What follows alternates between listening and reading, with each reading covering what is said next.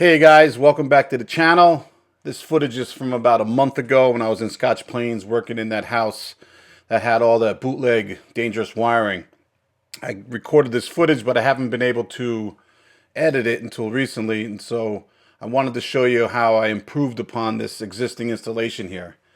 So once I take down this light fixture here, and there's another one on the other side, there's two of them, it's connected by lamp cord. And so, obviously that's not the correct way to do it. And it's actually dangerous because if that light draws more power than that lamp cord is rated for, it could melt inside the wall and, of course, cause a fire.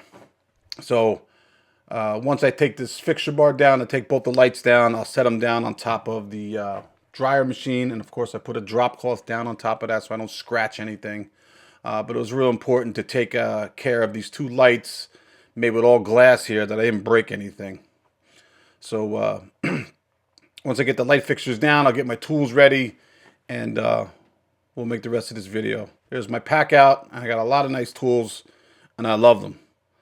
Leave your comments below on what favorite tool brands you like to use.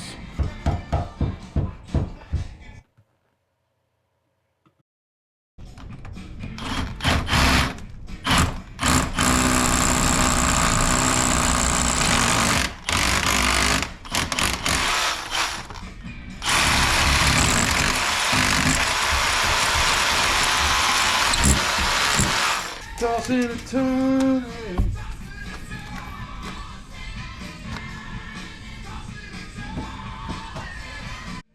Right to the other side. And so then what I'll do next is I will snake a piece of wire up and put a box there or a piece of pipe. I'm not exactly sure what I'm going to do. But I'm going to come down, I'm going to put a switch box right there.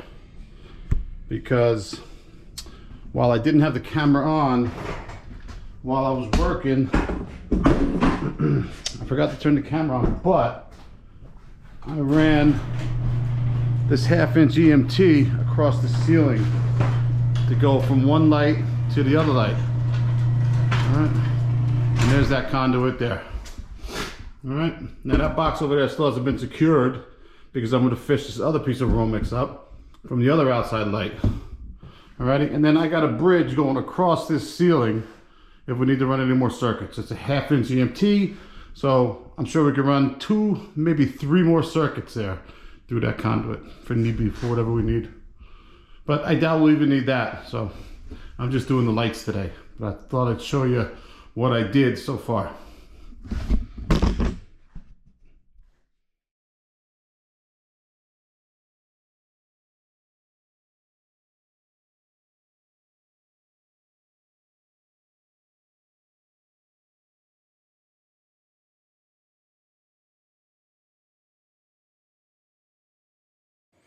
So I've done a few of these now, and I'm getting quite comfortable on creating them. So what I like to do is I like to put the fixture right up on the piece of wood that I'm working on, center it by eye, and then you'll see I'll cut it, and then I'll use the trim router to do a nice routed edge.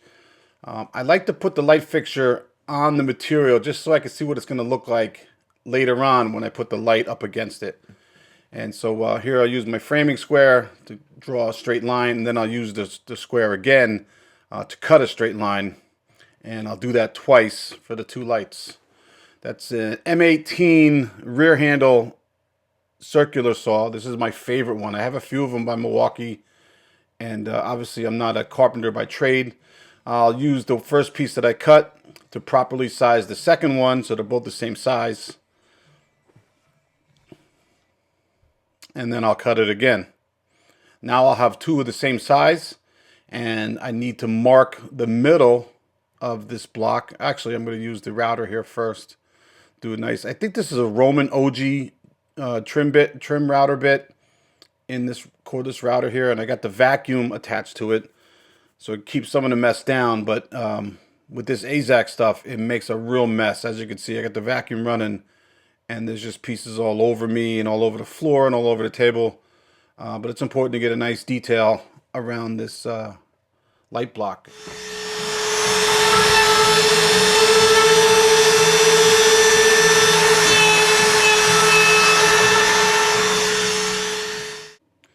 Make sure you go ahead and hit that like button, and if you're so inclined to subscribe, This way you'll get the new videos as soon as I release them.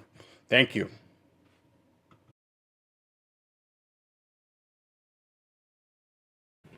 Over the past several years, I've really developed a passion for carpentry work. I watch a lot of YouTube videos, and some of my favorites are listed on my homepage here on YouTube if you want to check them out. But I really just enjoy creating and building things. It's a lot of fun. I've always been an electrician. That's my favorite thing. And I don't want to say I'm getting bored of electric, but I do get kind of bored sometimes doing the same job over and over, even though I am very passionate about the work I do. So this is the new Milwaukee Fine Detail Sander. It's an M12 tool, fantastic tool, and I'm just doing a little brush over on the edges here just to make it look nice. And then finally, I'll get to my second block, and I'll trim this the same way I did the first block. And then I'll come back, and I'm using a 3-inch metal pancake box in the middle of this block, and that'll be to contain the wires. You'll see that shortly here that I use a hole saw just slightly larger than the box itself, and I'll attach the box directly to the brick wall on the outside, and then we'll also independently attach the block to the outside to the brick as well. But that's coming up shortly. You'll see that in a few minutes.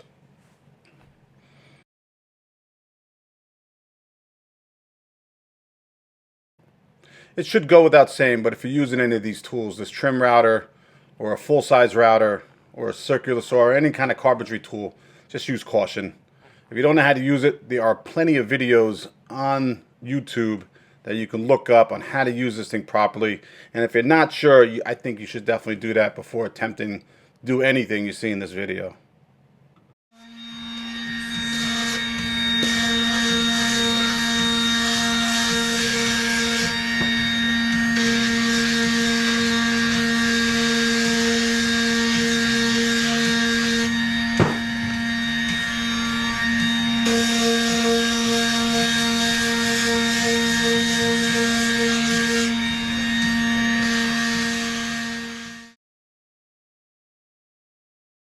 Once the routing and the sanding is complete, I'm going to find the middle of this block on both of the blocks, and then I'm going to use a hole saw slightly bigger than the pancake box to make my hole for the box to fit in.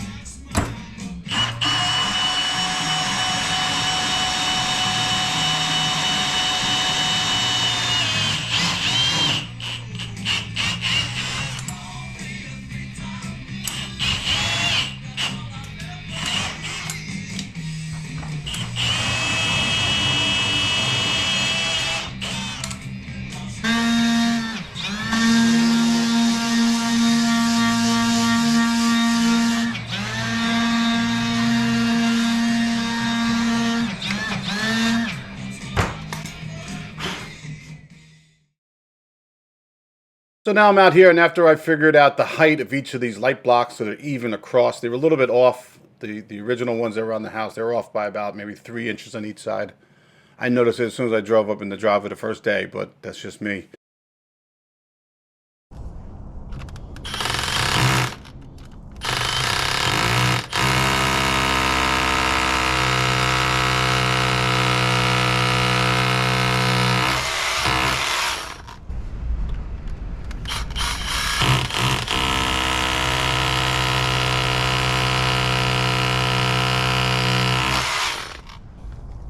This was a little tricky because I didn't want to have to drill a new hole for the wire to come out. It was already there. And like I said, it was like maybe like a 3-inch difference on each side. So mounting it wasn't exactly the same on each side. I think here I'm in the mortar, and then on the other switch, on the other light, I'm actually in the brick. I could be wrong. But this took a little while to get right, and I wanted to make sure it looked aesthetically pleasing, and of course was done correctly, and there's no wire, no water getting into these lights. This over that. Boom.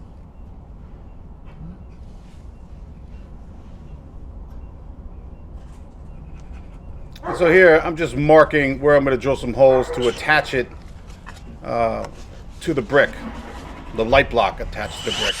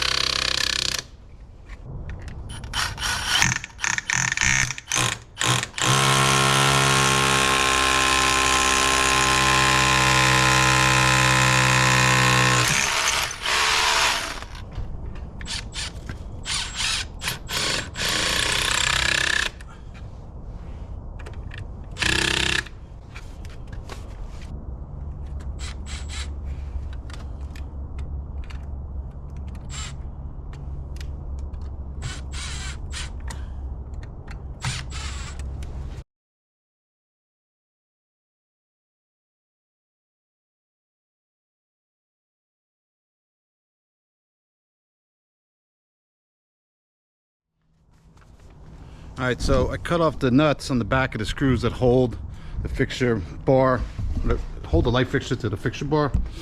But as you can see there, I'm about 1/8 of an inch off, and so there's a little bit of play right there. So I'm gonna do what's right and take it back down and do it right the first time. There was about 1/8 of an inch from the canopy of the light fixture to the light block. And so even though there's a soffit above us right here, I don't anticipate there being a lot of water getting in there, but the possibility is there. And of course, we don't want to do that. And we're here to fix the problem, not create a new one. So I had to take this thing back down. I had to trim the mounting screws that the nuts on the light fixture attached to so that the canopy could sit flush on the light block. Sometimes you just got to do it twice. I always like to do it right the first time, but I don't always know how these jobs are going to go. But I do need to make sure that it's done right. And right there, it's done right. So, bravo.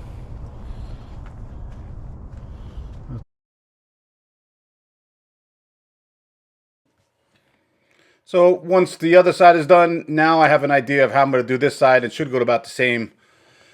But as you can see here, like I said earlier, the brick and the mortar was kind of different than it was on the other side because of where the wire came out of the brick. So I had to make some adjustments over here. But for the most part, this one went smoother than the other one. And like I previously just said, I don't always know how everything's going to go. And I'm definitely not perfect. But fortunately, I feel I have enough experience to navigate my way around any kind of problem that might happen during the day and do it right. So that's one of the great benefits of being an electrician. As you mature and as you gain more experience, you're able to navigate around the waters easier with experience. Like any job, I'm sure.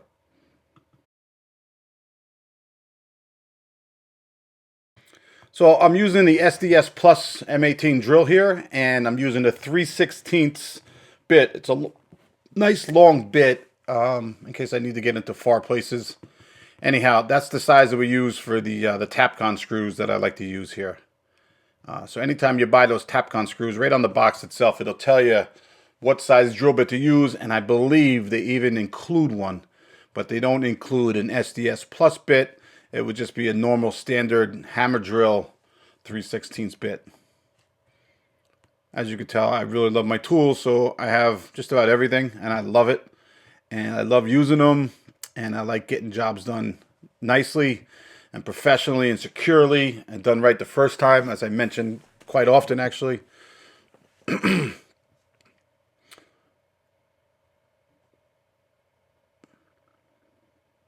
So we want to make sure that the block is on is level and plumb, obviously. And we want to make sure that it's securely fastened to the brick. And we want to make sure that the light box, the 3-inch pancake box, is also securely attached to the brick as well. The two pieces are independent of each other, but I think you already knew that.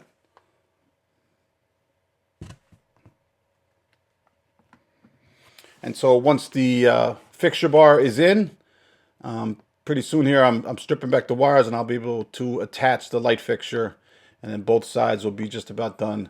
The next step of this video is me installing the conductors across the ceiling with the EMT, and then of course installing the switch, and then finish making our junction box splices. You'll see in a couple of minutes here to make all this work. And as you can see here, this canopy is flush with the light block because lessons were learned on the first fixture that I put in as far as the length of the mounting screws attached to the fixture bar that poke out of the canopy, then the nuts attach the canopy to the screws. So you got to get that length just right, especially when you're using pancake boxes. And this time there was no error.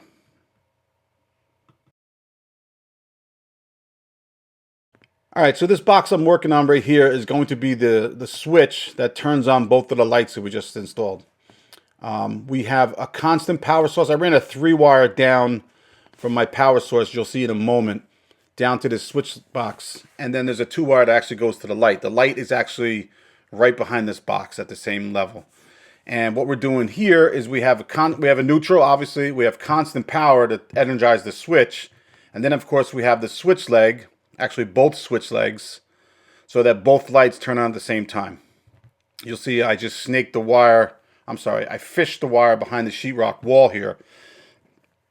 And that fished wire goes to that box on the left that I'm working on now.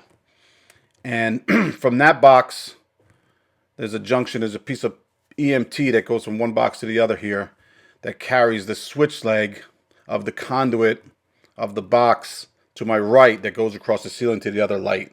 And inside this box right here is where those switch legs join each other, so that when you energize the switch, both lights turn on at the same time.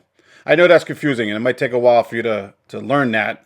But for an electrician with a few years experience, you should understand switch legs and constant power, and of course neutral conductors, and then of course your equipment grounding conductors. This box in front of me now that I'm working on, the one on the right, that one is my power source, and that was in another video about the garage door opener receptacle. That's the same power source that I use for these two lights. And so we got hots, we got neutrals, we got grounds, and of course we have switch legs. And like I said, I like to use those big boxes so that there's plenty of room for conductors. I know what kids stand for. I think some of them love directions that are not known for that. So I accepted that. All right, so here we go. For Let's me, even though I didn't turn on these lights.